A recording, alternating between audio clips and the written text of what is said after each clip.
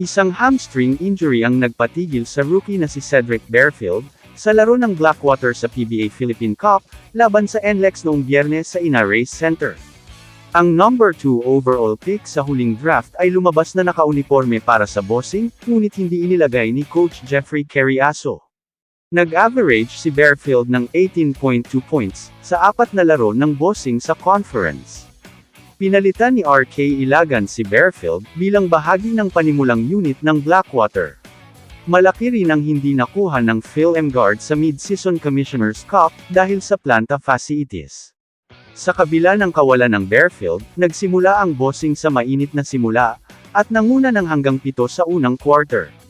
Ngunit napigilan ng Blackwater sa 11 puntos lamang sa second quarter, nang makuha ng Road Warriors ang lead sa break. Gaano katagal magtitiis si Barefield na matalo sa Blackwater?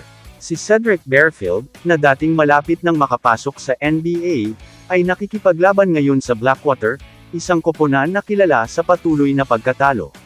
Sa kabila ng mga kahangahangang istatistika at pagsisikap, ang mga pagkalugi at kakulangan ng mga bonus sa playoff, ay nakakaapekto sa kanyang pagganap at moral.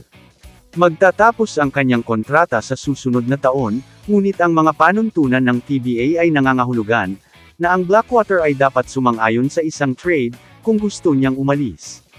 Maliban na lang kung pabayaan siya ng team, maaaring manatili si Barefield sa isang mahirap na sitwasyon, sa kabila ng kanyang talento. Kamusta mga idol? Sports Zone PH, para sa sports news and update. Kung bago ka pa lamang dito sa channel ko, pindutin mo na ang subscribe button at notification bell, para lagi kang update sa mga sports news.